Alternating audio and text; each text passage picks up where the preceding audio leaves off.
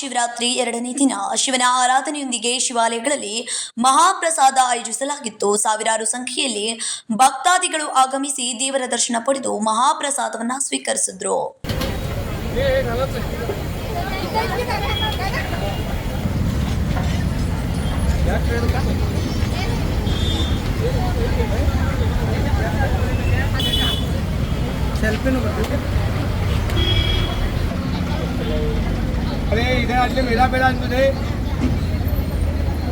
ಬೆಳಗಾವಿ ನೆಹರು ನಗರದಲ್ಲಿರುವ ಶ್ರೀ ಬಸವಣ್ಣ ಮಂದಿರದಲ್ಲಿ ಮಹಾಶಿವರಾತ್ರಿ ಪ್ರಯುಕ್ತ ವಿವಿಧ ಧಾರ್ಮಿಕ ಕಾರ್ಯಕ್ರಮಗಳು ನಡೆದವು.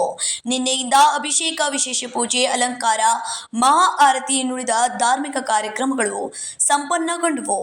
ಇಂದು ಮಧ್ಯಾಹ್ನ ಮಹಾಪ್ರಸಾದವನ್ನು ಆಯೋಜಿಸಲಾಗಿತ್ತು. ಸಾವಿರಾರು ಭಕ್ತಾದಿಗಳು ಮಹಾಪ್ರಸಾದದ ಸದುಪಯೋಗ ಪಡೆದುಕೊಂಡರು. ಬೆಳಗಾವಿಯ ಸದಾಶಿವನಗರದ ವೈಕುಂಠಧಾಮದಲ್ಲಿರುವ ಶಿವ ಮಂದಿರದಲ್ಲಿ ಮಹಾಶಿವರಾತ್ರಿ ನಿಮಿತ್ತ ಈ ಬಾರಿ ಮೊದಲನೇ ಬಾರಿಗೆ ಪ್ರಸಾದವನ್ನು ಆಯೋಜಿಸಲಾಗಿತ್ತು. ಬೆಳಗಾವಿಯ ಸದಾಶಿವನಗರದ ವೈಕುಂಠಧಾಮದಲ್ಲಿರುವ ಶಿವನ ಮಂದಿರದ ಕುರಿತು ಹಲವರಿಗೆ ಮಾಹಿತಿ ಇಲ್ಲ.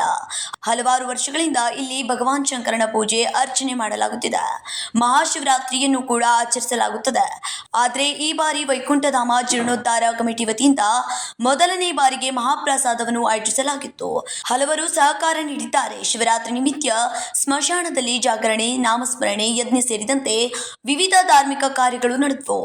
ಎಂದು ಆಯೋಜಿಸಿದ್ದ ಮಹಾಪ್ರಸಾದವನ್ನು ಹಲವಾರು ಜನರು ಸ್ವೀಕರಿಸಿದ್ರು. ಈ ಕುರಿತು ವೈಕುಂಠಧಾಮ ಜೀರ್ಣೋದ್ಧಾರ ಕಮಿಟಿ ಅಧ್ಯಕ್ಷ रतन मुचंडीकर ಮಾಹಿತಿಯನ್ನ ನೀಡಿದ್ರು. मी रतन मुचंडीकर वैकुंठधाम इथं जीर्णोद्धार समितीचा अध्यक्ष या नात्याने इथं शिव मंदिर बांधलेलं आहे आणि गेल्या काही वर्षापासून आम्ही पूजा अर्चा करत होतो. तर यंदाच्या वर्षी महाप्रसाद घालून लोकांच्या भक्तांच्या वतीनं सगळा हा कार्यक्रम आखला आहे. त्यांनी जसं देणगी दिलेत, जसं शिदा, तांदूळ, रवा या पद्धतीने आम्ही राबवत आहे.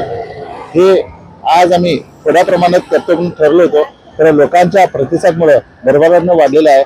असंच हा कार्यक्रम भरभराटीचा होवो आणि ह्या बेळगावकरांना समजून देत की स्मशानभूमीमध्येही एक मंदिर आहे आणि तिथं पण आता महाप्रसाद चालला आहे. तर सर्वांच्या वतीनं हे मी खूप खूप धन्यवाद वाहतो. काल रात्री आमचं जागरण झाली होती. शिवरात्र म्हणजे रात्रीचे जागरण करावं लागते. त्यासाठी आम्ही पूर्ण रात्र स्मशानमध्ये बसून जप चालू होते, यज्ञ चालू होते, त्याशिवाय रुद्राभिषेक चालू होते. आणि आज आम्ही इथं महाप्रसाद घालून भक्तांना प्रसादाचं वाटप चालू केलं आहे. भरपूर भक्तांनी आम्हाला प्रतिसाद दिला आणि ह्या पद्धतीने आम्ही हे कार्य चालू केलेलं आहे.